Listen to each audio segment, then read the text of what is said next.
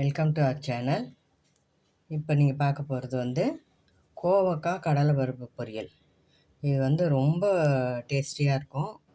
ஒரு ரசம் வச்சுட்டு கூட இது சாப்பிட்டுக்கலாம், தயிர் சாதத்துக்கு சாப்பிட்டுக்கலாம், சாம்பார் சாதத்துக்கு சாப்பிட்டுக்கலாம். அந்த அந்த அளவுக்கு ரொம்ப டேஸ்டியாக இருக்கும். பண்ணி பாருங்கள்.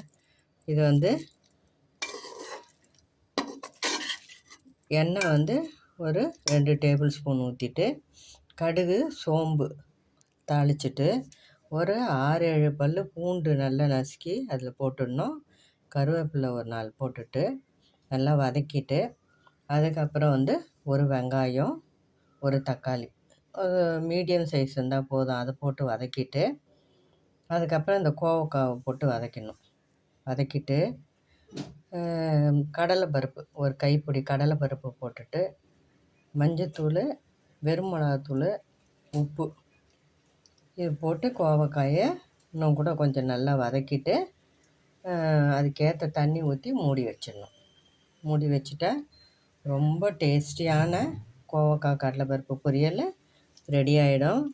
இதை நீங்கள் செய்து பார்த்துட்டு சாப்பிட்டு பார்த்துட்டு கூட நீங்கள் கமெண்ட்டு பண்ணலாம். அவ்வளோ நல்லாயிருக்கும். அது அந்த சோம்போடு சேர்ந்து அந்த பூண்டு இதெல்லாம் போடுறது அவ்வளோ டேஸ்டியாக இருக்கும்.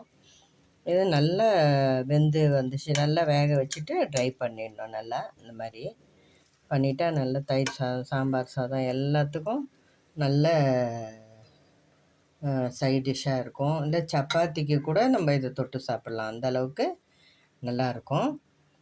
இதை நீங்களும் பண்ணி பாருங்கள். பண்ணி பார்த்துட்டு எப்படி இருக்குதுன்னு சொல்லுங்கள்.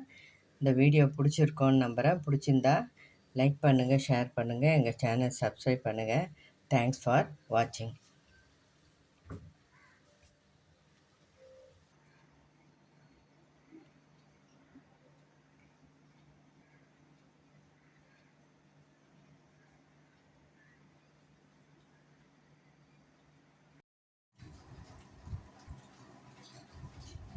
இன்றைய எங்கள் வீட்டு சமையல்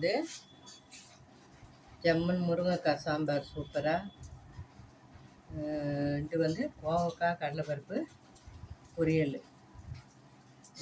இது சூப்பராக இருக்கும் காம்பினேஷனு. இது கூட ரசம், தயிர், ஊறுகாய், அப்போ வத்தல், அப்புறம் முட்டை வேணும்னா அவங்க போட்டுக்க வேண்டியது தான். இதுதான் என்னுடைய சமையல் எங்கள் வீட்டில்.